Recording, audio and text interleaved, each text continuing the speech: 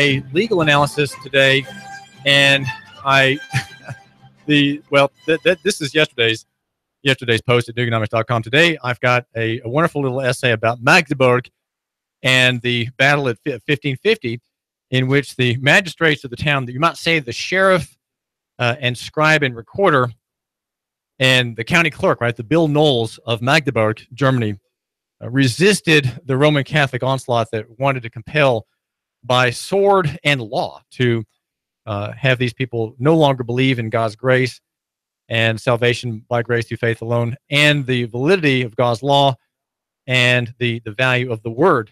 They were not going to give in to the Counter-Reformation, so they fought back and issued a decree that said why they were fighting.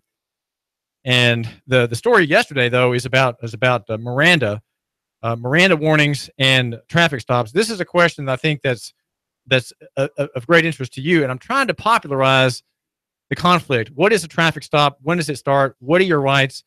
What's the best thing to do? And I have an attorney who is gracious enough to write me twice, even though he is wary, John Wysong, wary of dealing with anybody in a mud fight, because you end up, he says, the pig, with a pig, the pig loves it, and you both end up getting dirty. So in that encounter, I'm something of the pig to this attorney, but he has some very good advice, and I would offer kind of a corrective. Okay, it's kind of a corrective on what I've been saying, though it doesn't really settle matters. It leaves some things maybe a little vaguer than I would like, but he has at point one very, very good advice. Point one at Nooganomics.com. That's the website for the man who matters, our chief sponsor. And I argue for near over far, small over big, and simple over complex. Again, this is kind of, might say, fruits of the gospel. And personal over corporate, and physical over abstract. If you have these things as the fruit of your endeavors in society, in a town, then probably you're more influenced by Christianity rather than less, right? Because these are things that come out of a free market, that you might say come out of the Protestant work ethic that Max Weber talks about in his history of the rise of entrepreneurship and the free market out of the Reformation, celebrated the 31st of October. So we're on the mark of celebrating the Reformation. I'm a very practical person, and speaking in terms of physical over abstract, what about your money? And what about the opioid crisis? Opie is the character in the famous television series, and I think, Opie in Mayberry, we have Opie Mayberry, cheerful boy, the son of Sheriff Andy Griffith. But then you have opioids, and there's ruin there. And Marsha Blackburn, the hopeful for the federal Senate seat held by Bob Corker, has got herself in that mess. But I think everybody in the Congress has agreed to it. Though the issue, as described by the Washington Post and also by 60 Minutes in Sunday's editions, doesn't accurately frame the larger issue. The larger issue is not that we need to give DEA more power and we need to have more regulation. It's much more deeply rooted than that. That is simply the press's analysis of what the problem is: not enough regulation, not enough teeth by the enforcers. The problem is that we have systems that have gotten too big. We have a system. We don't have a free market. We have a system, and the more the economy is a system, the more it's systemic and not free. The more calculated it is to feed off of and to enhance the government. The bigger the government gets, which of course means that you have more centralization in the marketplace as well. We have a debt-based economy, highly centralized, and we face disaster. Okay, my short analysis of the future is very bleak, but in the longer term, very optimistic. Now we have a call here. The number, by the way, is 800-8949, 800-8949. Caller, you're live on the air. What's on your mind?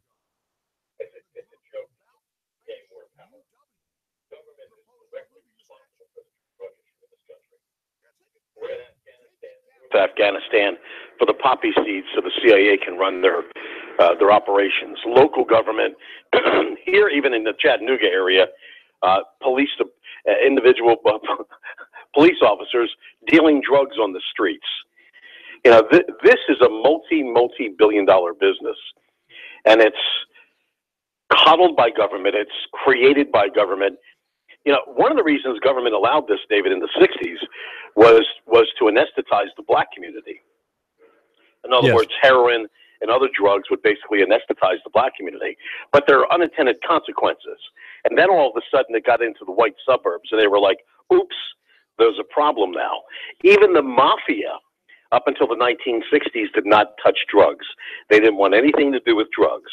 And that was the battle in Philadelphia in the 70s and 80s was, are we going to take over the drug industry? And the take over the drug industry mafia won out. Well, the mafia and the federal government have been working hand in hand since the 1940s and 50s. The CIA and the mafia are one and the same. So this problem is directly on the hands, on the hearts, minds, souls of every single government official that perpetuates this. The judges are corrupt. They turn their head. The police are corrupt when it comes to drugs. The entire system is corrupt. And I'll tell you this, if I were president or dictator, this would last about 2 years, because anyone involved in the distribution or the sale of these opioids or drugs would be executed in the public square. And that's what I love about Saudi Arabia. You screw with drugs, you're executed. It's destroying this republic more than the Federal Reserve. Drug abuse and alcoholism is destroying this republic. It's satanic, and the government is responsible. All governments, from local government to the federal government, they're all culpable. Well, thanks, Mike. I agree. You're right. They're all culpable, and the system has built itself up. It can't really be reformed. And I think the way the story is told in the press leads the viewer or the reader in the wrong direction. And the direction that we're supposed to get if we follow the mainstream press is we have to have regulators with more teeth. That simply is not the problem. Though if you read, let's say, USA Today Network, the Tennessean, we read about Marsha Blackburn. There's an editorial today in the Chattanooga Times about her. Pam Sohn is saying Marsha Blackburn's opioid sleight of hand, and complaining about the $120,000 she took in campaign contributions. And Marsha Blackburn, who's running for the federal Senate, is saying that there were unintended consequences of this bipartisan legislation. She says, and she points out it was passed unanimously by the House and Senate and was signed into law by President Obama. Everybody was for it. She says they should be addressed immediately. That's according to a spokesman, and the story is in yesterday's Tennessean. And the story features Joe Renassisi, who ran the DEA's Office of Diversion Control, and who kind of lost out. He wanted to have more power, and he was lobbied out. And this law was passed with Marsha Blackburn's help. She didn't just vote for it; she was one of the sponsors of it. So perhaps in a way, there's some extra odium that falls to her. But Mike, I think you're right. It is a kind of collusion that keeps this system going. It is a massive collusion, and it's killed probably not just 200,000 Americans, but probably many more. And no one's suffering any blowback. These corporations that have these protections have no cost. There's no penalty for it, and yet these opioids, of which there are many, are extraordinarily expensive.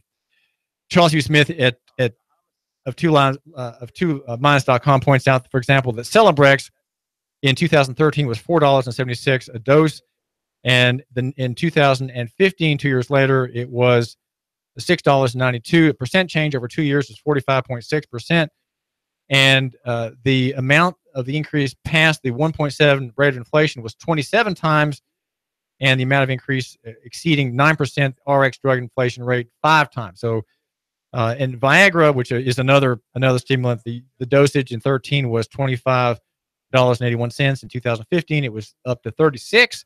That's a 41% increase, and exceeding the rate of inflation 24 times over that 2-year period, and exceeding the rate of inflation in so-called drug inflation 4 times overall, 23 times And so there you have a captive market. Not all of those are opioids, mind you, but the drug industry really can do whatever it wants. It has a kind of control over the federal government. There's a statute which prohibits the government from negotiating lower prices on many types of drugs bought through Medicare, Medicaid, and the Veterans Administration. He says, Smith says, if this isn't fraud, exploitation, and collusion, then what is it? Please don't say good old free market capitalism, because competition is nowhere in sight. And that's what you don't have when you have a crony capitalist system. There is no competition. A $1 pill, that the cost, including a profit over many pills, would be $1, but that industry can charge $12, just sort of making it up as they go. And Marsha Blackburn saying that the statute that reined in Joe Renassisi at the DEA was has unintended consequences. But it's worse than big tobacco. There's a story at intoeconomics.org that tells about an attorney, Daniel Berger, who sued tobacco, and he says, I used to think that there was nothing more reprehensible than what the tobacco industry did in suppressing what it knew about the adverse effects of an addictive and dangerous product. But I was wrong. The drug makers are worse than big tobacco. OxyContin, the story says, is so addictive it can create physical dependency in a matter of weeks, as drug makers and doctors who began to dole out pills by the handful in pain clinics learned addicts do not behave like ordinary consumers. They don't choose to buy or to wait until next week. They need their drug right away and will do anything to get it, because if they don't, they will suffer excruciating symptoms. And so you have many hundreds and hundreds, thousands of deaths brought about by big corporations that are in league with the government. TV9 has a story this morning about a mimic drug called Kratom that it says online forms say that it's harmless, but the coroner of Catoosa County says Kratom is a dangerous gateway drug. Bonita Hollander says, let me emphasize, none of this has been verified through scientific research. It's just a bunch of garbage that these people are making up as they go. She says that the state of Georgia has had 17 Kratom-related deaths this year. The closest to us here in Chattanooga was in Chattooga County. And after learning we were with TV9, the man behind the counter told us his boss told him not to sell it. So we got it at another gas station just a couple of miles away. It cost $34.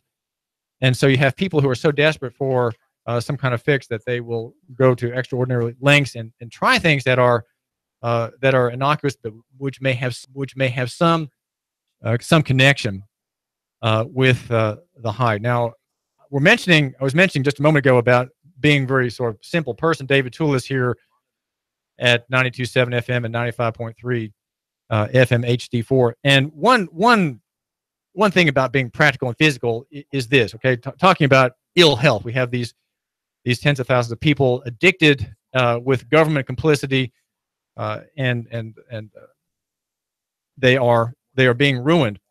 Of course, the public school is all about passing on these medications and having young people become addicted at an early age. You would not believe what percentage of students in Hamilton County high schools and junior high schools are on medication, and that is with the agreement and sometimes the ordination of the school system. If Chattanooga's is like, or if Hamilton County's is like those about which I've read elsewhere. On the physical side, two things. Number one is investing in precious metals. I was making note today of the Money Changer email that I get every morning, and it's making a comment about investing in precious metals. Don't trust people, okay? If you're gonna have safety, some of your assets in safe metals, silver or gold, Franklin suggests that you store the coins yourself. If you can avoid it with IRAs, you can't. Do not put your precious metals on deposit with a bank or depository. And he says, well, you can't feed yourself by owning a cheeseburger in New York when you're hungry in Florida. If you have to store coins off-site, use a depository before a bank. And he says that your main threat to your investment is fire, and he proposes having a vault that would withstand 1,200 degree fire for 60 minutes. There's some ones that he mentions. Liberty makes nice home safes with as small as 30 inches high and 24 inches wide for around $800. You can buy, he said, buy one with a manual lock. Digital locks will melt in a fire. And he says if a safe is not an option, you can get at Walmart or Target. I wouldn't go to Target, but you can go to Walmart and pick up some fireproof boxes. They will buy you time for 30 minutes in a fire.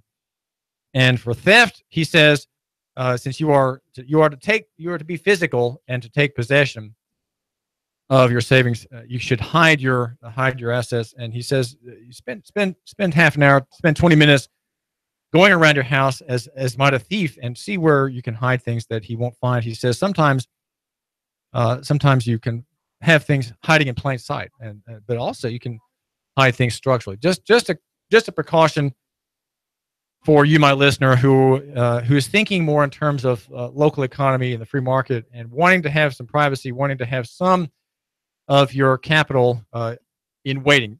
Remember, when you have gold and silver, your goal is at some point to trade out what you have. There's no point in keeping it until death, right? You want to be able to move it in and out of paper and be able to buy more paper than that with which you bought your bag or your bags of silver or gold. Now, another way that I would suggest in light of uncertainty in the future is not rely on insurance to pay your medical expenses. We have Obamacare, and yet there are in the 2,000 pages of Obama legislation, there is an exemption for religious-based cost sharing.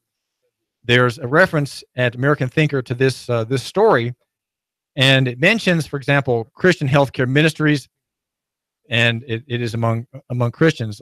Reverend Howard Russell says, our purpose is ministry, not profit. And in these groups, you have cost sharing. I'm a member of one called Samaritan Ministries. And I want to let you know I'm very satisfied with it. I've been out of insurance for 5 years.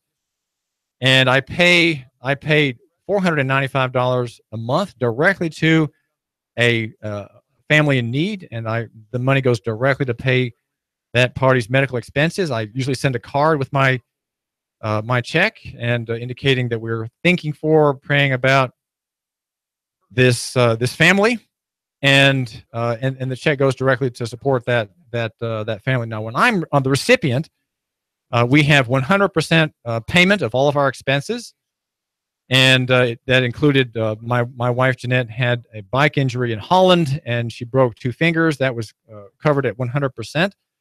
And before that, I had a son who was involved in a minor motorcycle accident. All was covered there as well. We picked our own doctors, and I like negotiating with people, so I negotiated at every turn the cash price. I think at Memorial, the cash price for service was, I got a 50% off. So I paid a goodwill amount of $2,000 up front to secure that, and we got reimbursed very quickly once I submitted all the paperwork to Samaritan Ministries. And guess who's taking part in this alternative system? Guess who? Well, doctors are fleeing Obamacare. There's in reference to a Forbes magazine projection, $25,000 annual health care insurance bill for a family of 4. Of the past, quoting here, an osteopathic physician in New York, I thought my insurance company had made a mistake, averaging nearly $1,000 per family member. Make no mistake about it. Janella Chin fired her insurance carrier rather than pay the astronomical $46,800 premium. She had heard from more than one colleague about a cooperative Liberty Healthcare based in Ohio, which is earning a reputation for integrity and paying out claims. Many physicians struggling with spiraling costs for themselves and patients still worry about the uncertainty of pooling medical expenses, but some take a more pragmatic view. One says, how could any group be worse than Blue Cross Blue Shield, says a physician wishing to remain anonymous. The company is becoming more creative at denying claims with each passing quarter. He too opted out of federally mandated insurance and is taking part in ministry healthcare. I felt like I was aiding and abetting the enemy, said the doctor, of his monthly payments to the behemoth-sized carrier in his state. So these are very good very good things. And I think the answer to the problem of medical payments and guaranteeing and having coverage is localism, right? Localism or a decentralized network that has no or minimal administration. Samaritan Ministries, I think, has already passed 50,000 families across the country. There are dozens of them in Chattanooga. Now, the question is, can someone in Chattanooga have a system like this, just maybe getting a license for the software and having a lococentric among Christians? I think the advantage of them being of the same type of person, having a same affinity, is that if the families are Christians in their perspective, that is to say they love God and fear God, they're going to be probably more careful than other people with their diet. They will be more abstemious with eating fast, eating out, having unhealthy habits like pop, drinking pop and maybe alcohol. They'll be probably healthier people. So if you can limit your exposure to unhealthy people with unhealthy practices, you have an overall lower expense. And if it's private, it's going to be better, right? What we need to have happen in Chattanooga and Hamilton County is that for church people, there are 700 churches here, to think of this as an option for themselves. That way, if I write that check for $495, it's going to someone whom I can actually go and see, right? If that person's in the hospital or a second or third hospital visit, as I learn about from our private website, then I can maybe go and visit, right? I can extend my charity personally. Right now, Samaritan Ministries is national, and the people to whom we have sent our checks every month are absolute strangers, too far away to visit. But if we could just think about how to do this here, well, we have a local economy solution. We have one that's based among people who are required to be charitable, right? To be like the Lord Jesus, thinking not just of their neighbors, but of their enemies, right? The Christian cares for and prays for his enemy, not just strangers, but his enemy. So if that's the requirement for Christians, why do we not have yet an organization like that here? What about an innovator, an entrepreneur, a software writer, a family man, perhaps, right? Getting this started here. Why can't we have that here? Escaping the whole problem of insurance. What we're doing is we're bypassing Obamacare with practical living, right? It's near, it's small, it's simple, it's personal. And it's physical. You can actually shake the hand of the person who has sent you the check, right? In fact, not send it in the mail, but handed it to you because that person stopped by your house and greeted you and your wife and said, "Here's my monthly check. I wanted to let you know I'm praying for you. Is there anything else I can do for you?" That is mercy. That is warm. That is sweet. That is good. Love your neighbor. Buy local. That's my theme here. That's my argument here. David Tulis, where we argue every day for local economy and the free market, for having things live here, right? Whether it's the oath of office, the Constitution lives here in the breast of each office holder, and the professing Christian thinking in terms of helping his neighbor and other people, right, who are not professing Christians at all, but just good people of good intent, letting them see how things work and how grace really does work better than force, that grace is better than the blue. David Tulis. Traffic, news, and information. Nooga Radio. Digital FM 95.9.